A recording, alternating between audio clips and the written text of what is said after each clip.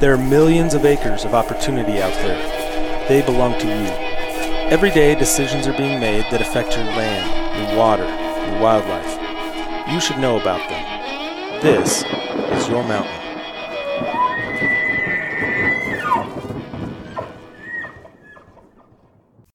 Hey everybody, it's Dave Williams here with Mike McGrady. What's up? Hey, we're here doing the Your Mountain podcast. That's right. Just the two of us. That's right. Nephi can't be here today, but we will carry on without him and do our best to bring you some edutainment, some interesting content. Before we dive into the show for today, a couple of things. First of all, if you haven't done it yet, head on out to wherever you get your podcasts from and rate us, leave us a comment, subscribe to this podcast. If you can, share it with folks that you know, that you think might get something out of this. All of those little things, we'd appreciate. Again, wherever you get them, go give us a rating, leave us a comment, subscribe to the podcast, Your Mountain. It's everywhere you find podcasts. Second thing I want to talk about. It's been a tough couple of days for hunters in Wyoming, and therefore for the hunting community in general. Just a few days ago, we lost a guide in northwest Wyoming. Young man by the name of Mark Uptain. He was unfortunately killed by a grizzly bear and left behind 5 children. It's a really tragic event. Wyoming Game and Fish Department is in the middle of investigating.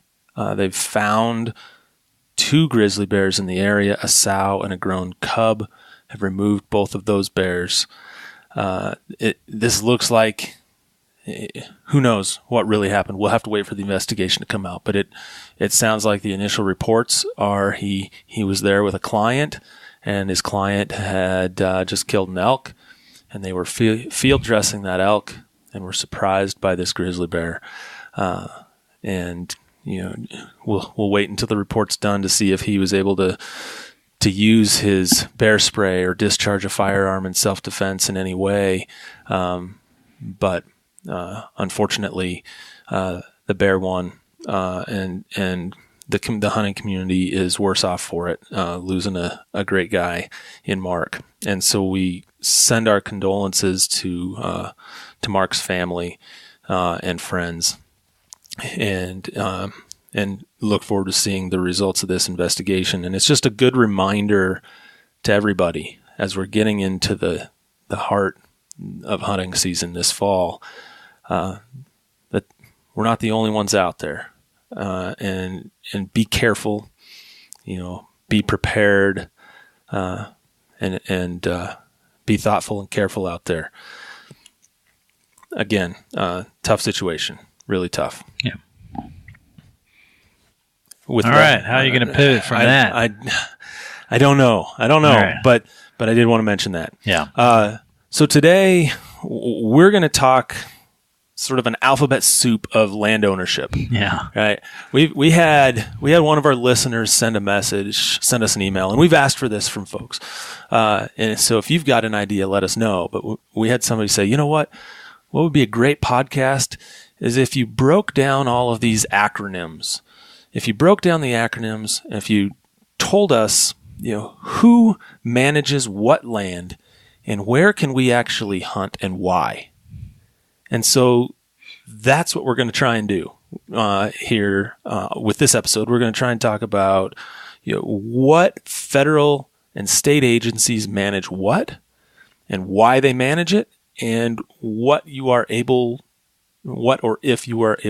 to hunt. Yeah, right. Or fish there. That's great. That's a great discussion, because a lot of times when you hear folks talk about public land hunting, or you read about it in the paper, or articles that are put out specifically covering that, it's it's sort of they're all thrown in together as one giant sort of public lands, and they are a variety of different things with different purposes, managed by different people with different agency missions and things. And so, let's get into this. What are these generalized public lands that we keep hearing about? Yeah. Well, let's start big picture first. Okay.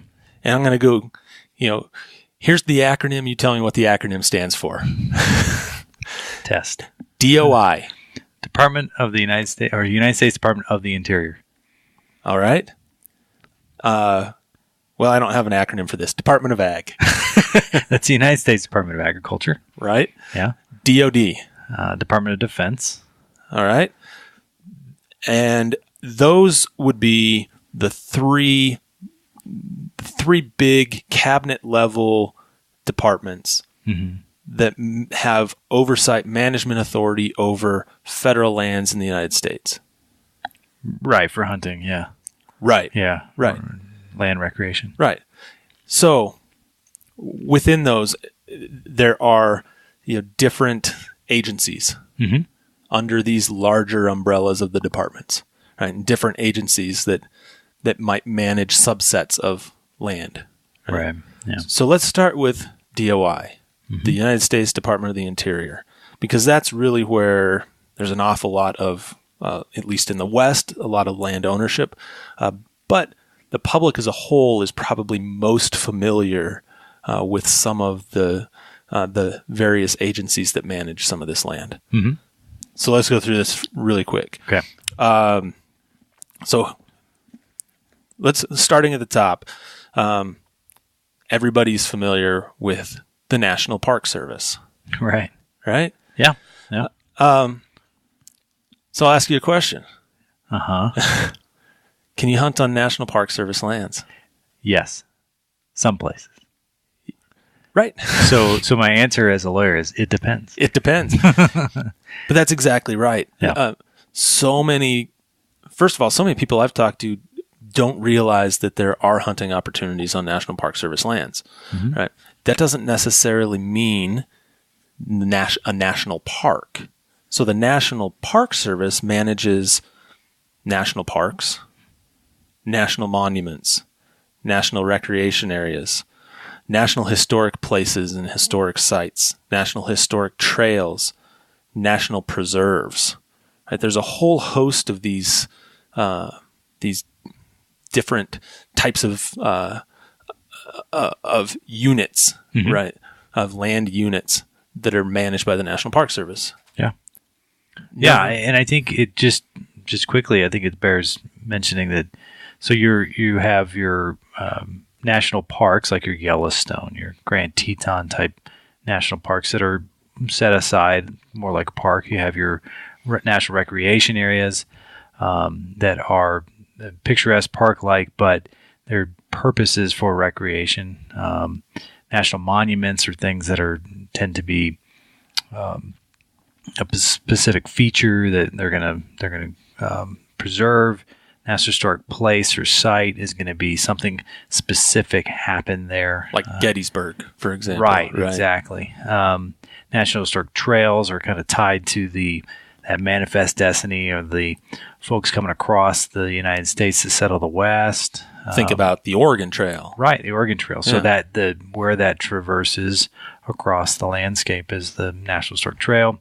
And then national preserves, which those are mostly in Alaska, but there might be some in others. I'm not very familiar with them, but they're just sort of preservation areas for the wildlife and things. So, right, okay, that's the overview. So you kind of laid it out there. Mm-hmm. So the national parks, generally speaking, very generally speaking, you cannot hunt in national parks. With a couple of notable exceptions, right? Grand Teton National Park, right? Grand Teton National Park. When Congress created the park, there's specific language in the Authorizing Act that allows for elk hunting for really its population management, right? Right. and it's in conjunction with the state of Wyoming, and it's in only certain parts of the park. So it's not the entire park isn't open. Another one that comes to mind is the Badlands in South Dakota. Right. That is open only for tribal hunting. So non-tribal members wouldn't be able to hunt there. Outside of that, those are the big exceptions. There are also some parks in Alaska, and I'm not going to come up with the names of them, where subsistence hunting is allowed, but nothing else. So the general public would typically not be allowed to hunt there, right? So for the most part, you cannot hunt in national parks. Now, what's kind of interesting, and this could be a long discussion, right, is that the right policy decision in certain places? And one park comes to mind to me, and that's Rocky Mountain National Park in Colorado. Yeah. Right? Is elk everywhere. Elk everywhere. No apex predators. Yeah. No hunting allowed in the park. And it's actually pretty difficult to hunt outside of the park because it's been so developed. Right. Yeah. These elk wind up in this town called Estes Park, Colorado, and just outside of the park, and they just overrun the community. Yeah, they're like giant bees. They just swarm. They're everywhere. Yeah, they're everywhere. So that would be a podcast in and of itself. Yeah. Is it the right policy decision in certain cases to not allow hunting in some of these national parks? Yeah. But that's generally it. National monuments is a lot different. There are a lot of national monuments where hunting is authorized, where hunting is allowed, and chime in, correct me if I'm wrong. Typically, you'd have a national monument that at least in our lifetime are typically created through presidential authority under the Antiquities Act. I cannot disagree. That means I agree. rather than by Congress. Right. Yeah.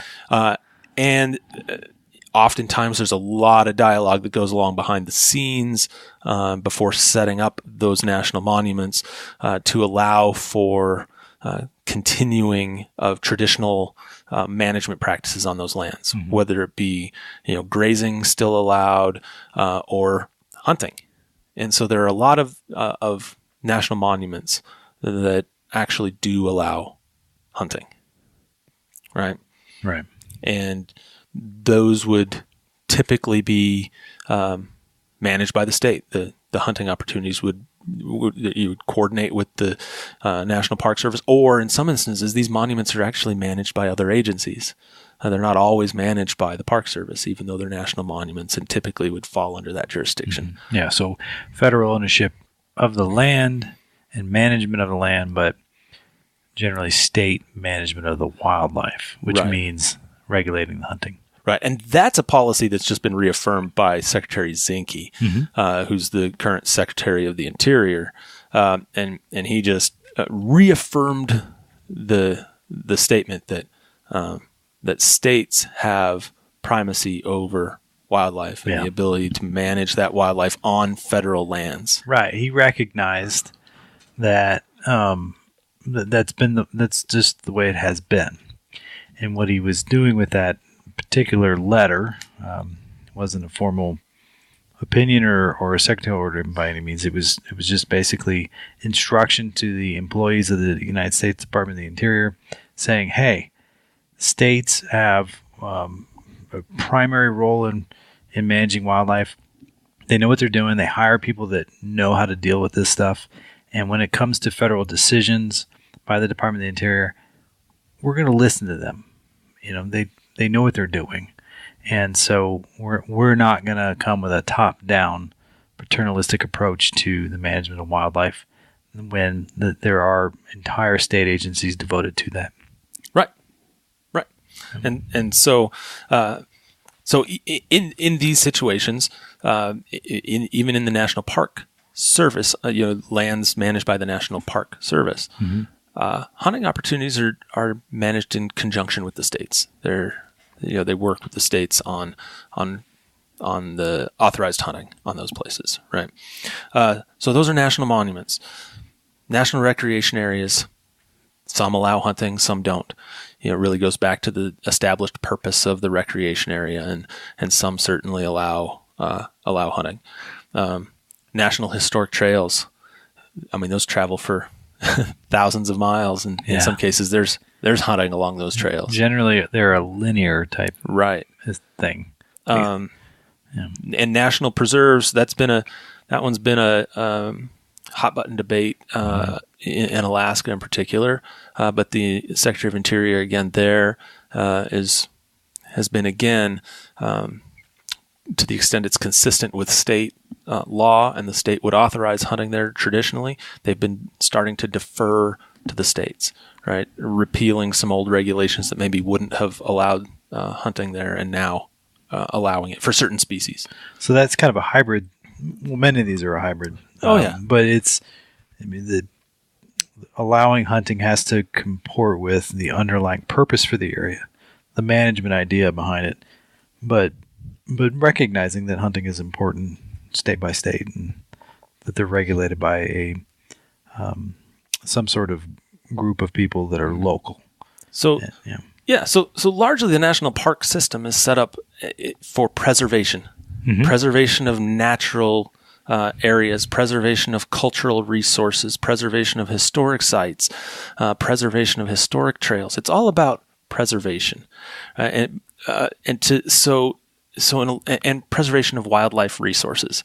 And so in a lot of places, hunting isn't necessarily compatible, or the view is that it's not necessarily compatible. But in certain places it is. And this number is outdated by about a year. I don't have the most up-to-date information. But in 2017, there were 76 National Park Service units that allowed hunting of some kind. 76. 66 allowed recreational hunting. 7 of them allowed subsistence hunting, and one was a tribe only, right? And so, we, not to beat a dead horse here, right? But 76. When we think of the Park Service, we typically think hunting's not allowed. Well, it's certainly more than I would have thought. Right, but again, that includes all of these different subunits. Parks, monuments, recreation areas, historic places, preserves, trails. Right, in amongst all of those, 76. So that's the Park Service. Now here's an easy one we can knock out: the Bureau of Land Management. Yeah. Right. Bureau of Land Management, 220 million acres, largely in the western United States. And I will oversimplify this, but you can pretty much hunt where you want to hunt on the BLM. Yeah. If your state Fish and Wildlife Agency authorizes. Right. Because as you mentioned, all the National Park Service lands are set aside largely for preservation, whereas the Bureau of Land Management lands are set aside for multiple uses. And so they specifically call out, that type of recreation, hunting and things, that's a purpose of the land. Yeah, that's one of the identified purposes. Yeah. It's kind of funny if you really think about the BLM. It's a slight sidetrack, but I mean, for the longest time, this BLM, this Bureau of Land Management, these lands, these 220 million acres, were kind of viewed as the trash lands, the stuff they couldn't sell, stuff they couldn't get rid of, right? Yeah, the land stuff office that nobody, get rid of it. Nobody would homestead it. Nobody wanted it, right? And it's what was left. And now we as a public really recognize the value of having it. Oh yeah, and kind of the treasure that it is, and it's managed for multiple uses. And a lot of multiple uses, and hunting is just one among all of those uses. It is, and people kind of think of, in the West, Bureau of Land Management land is just this really arid desert, not habitable by many species. But yesterday, I was just at a spot that has sage grouse, deer, elk, mule deer, trout. There's ducks, geese, yeah. Other waterfowl. A bunch of other birds, and in addition to cows, and sort of everything intermixed. and it largely was sagebrush, very deserty, but there was some riparian areas, there were aspens, there was all kinds of stuff in and around it. So it's just Bureau of Land Management land, Yeah. And you can, for the most part, you can hunt it. Yeah. So it's not all just, dry and there's deserty, because Lake Hattie, right. there's a lake kind of near us that's Bureau of Land Management land. There's a there's a lot of opportunity on Bureau of Land Management land. I mean, if we wanted to go through all of our hunting successes on public lands, a good number of mine would be on Bureau of Land Management. Yeah, right. Properties, right? Yeah. Anyway, so that was pretty easy to knock out. Bureau of Land Management, yep. Check. You can pretty much do it. Bureau of Reclamation. So for those that aren't familiar, Bureau of Reclamation, they're largely responsible for lands around major water infrastructure projects, large reservoirs, big dams in the West that were authorized by the Flood Control Act, various flood control acts. Right? But they do have land ownership around some of these large projects, and to the extent that it's there aren't any safety issues, and there are various considerations, but there's often hunting allowed on those properties. Not always, but often. And so that's another place. There's another opportunity. But it's not a sure thing. You got to check it out. Right. If you see it on the map, Bureau of Reclamation, doesn't automatically mean that you can access it, even though you might view it as, well, that must be public land. It's managed differently. It's for different purposes than, for example, Bureau of Land Management, that BLM land. So the other Department of the Interior land holdings are held by the U.S. Fish and Wildlife Service, who we typically think of as in the wildlife management business. But they're actually in the land management business. Right? They oversee the National Wildlife Refuge System and wetland management districts. And in the National Wildlife Refuge System, the National Wildlife Refuge System Administration Act of 1966 really says hunting is allowed as long as it's consistent with the purpose of the acquisition of or creation of the wildlife refuge. And in a lot of cases, and it seems to be the policy of this Secretary of Interior, Secretary Zinke, that to the extent you can find consistency with the purpose, he wants to allow hunting. He's been really expanding the hunting and fishing opportunities on National Wildlife Refuge properties around the country. I think when I first learned of this, it was, I was probably a kid, but I was like, whoa, no, wait a minute. It's a refuge for wildlife, and we're going to go there and hunt? Like, oh, okay. Right. Does that seem, just on its face, it sounds inconsistent. It's a misnomer. Yeah. But think about it this way. What if you have a purpose of your refuge system is, or of a refuge unit? One of the principal purposes is to protect, I don't know, I can't come up with a good species as an example. Deer. No, I was going to use deer as the opposite of that. Okay. Right? That you're looking to protect maybe riparian habitat for fish species. Okay. Right? But you're so overrun with white-tailed deer that you're causing damage to the bed and banks, and you're actually causing damage to the fish species. That was the very purpose of setting up this refuge in the first place. Okay. Right? It would certainly be consistent with the purpose of a wildlife refuge to allow hunting of white-tailed deer in that example. Right. To protect the interests of the species that you set up the preserve in the first place for. Or for the another example of like the National Elk Refuge in north of Jackson Hole, right? In north of Jackson, Wyoming. Right? The National Elk Refuge was set up as this place to feed and provide winter habitat for migrating elk herds coming out of both Yellowstone National Park and the surrounding forests. Right. But the numbers can get overwhelming. and way above objective. And it's not, it can still be consistent with the purpose of establishing that refuge to allow elk hunting there, which they do. And actually, they allow some bison hunting there too. Yeah. But they don't have to allow hunting for everything. So basically, the point is, some refuges will allow hunting, some won't. You'll have to check with your local Fish and Wildlife Service and your state wildlife agency to find out whether it's allowed or not.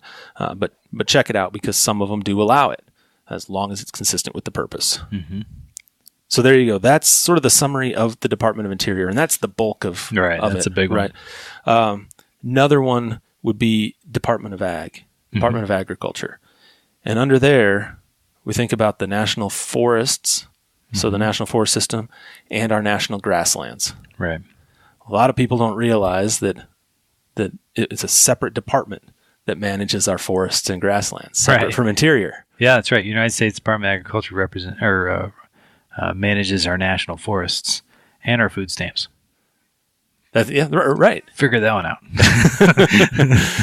So, yeah. Well, there's been discussions in the past about moving forests under Interior, different ways of handling the situation. So, right. But like the Bureau of Land Management, the Forest Service and the grasslands are managed largely for multiple uses. Right. Multiple use of Stand Yield Act. Yeah. Exactly. And so one of those multiple uses is hunting. Right. And fishing. Right. And so there's a lot of opportunity. I think it's safe to say that with your Bureau of Land Management and your National Forest System and national grasslands, those are the two places where, unless noted otherwise, it's pretty safe to presume that you have access and the ability to hunt on those properties. Right. Yeah. So if you're not from the West and you're listening to this podcast, you're thinking about, well, I'm going to go out west and I'm going to do a DIY hunt. You're going to zero in on the BLM land and the Forest Service land, depending on the species. Right. But yeah, the other ones might be, there's some sort of mixed ownership patterns and things, and you've got to figure out, okay, if I go across this line, am I okay? But pretty much you're looking at Forest Service lands and BLM land. Yeah, I'd break it down like this. I'd say Forest Service and BLM, you can go in with the presumption, it's safe to go in with the presumption that that land is yours. And you have the ability to hunt that land to the extent that that state you're hunting in has authorized hunting for that species in that unit, right? But you have access to that property. I think for these other units we've talked about, it's probably safe to say the reverse is true, right? You presume that you probably don't have, but you could. So presume you don't have the ability to hunt, but check into it because you might. Yeah, and if you're not from the West and you're coming out, Dave just said you presume you have access to that BLM land and Forest Service land. I know what he's saying there, but make sure you actually do have access, because there are a lot of inholdings and things that you can't get to because of private land. Oh, absolutely. Yeah. No, absolutely. You can't trespass to get there. Right. Yeah. You got to know where you are. You can't trespass to get there. But assuming that there is a public point of access to that land, my point is, assume you probably have the ability to hunt it if the state agency authorizes hunting for the species you're looking for in that area. Yeah. Right. So quickly, two other units. Department of Defense has some relatively significant land holdings in the United States. Yeah. Army Corps of Engineers would manage some of those, right? And then just various military installations.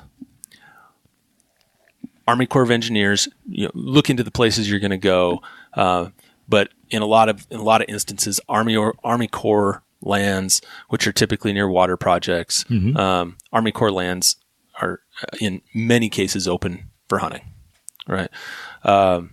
Military installations is a unique one because a lot of them are not.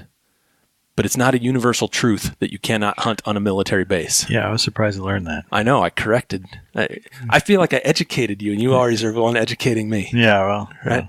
Sun shines on a dog's ass now and then. Right. Fair enough. But there are a handful of military installations, bases around the country, where there are opportunities to hunt.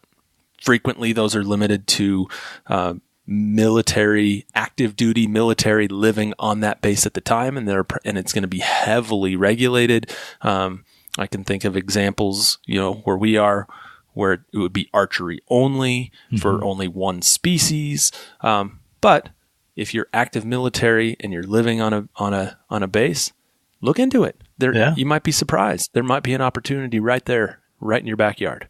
Yeah. So check it out. You would think that the military would want to encourage their members to be proficient. Go ahead. So the last one is, that's generally the federal world of ownership. If we miss something, send us an email. Let us know. Post a comment. Yeah, post a comment. You can get us on our email at yourmountain@itsyourmountain.com, or send us a comment. Go to our Facebook, our Twitter, our Instagram. All of them. The handle is It's Your Mountain. Let us know if we missed something there. We want to know. We want to get everything accurate. We want to get you the right information. So let us know. But that's, in our view, the world of federal land. And federal land access, right? But there's still this other world, and it's state land, state controlled, state managed lands, right? And I've kind of broken that into 3 different categories, and of course there might be more, so you can correct me. But I view it as lands that are owned by the Wildlife Agency of the state, trust lands, right? Typically established by through the Constitution, through admission into the Union, right? Yeah, into the United States. Yeah. So basically, federal land at one point, a state comes into being. They're admitted to the Union of States, and generally they set aside certain lands to held in trust in order to generate revenue and support public schools or other purposes and things. Right. Yeah. Yeah.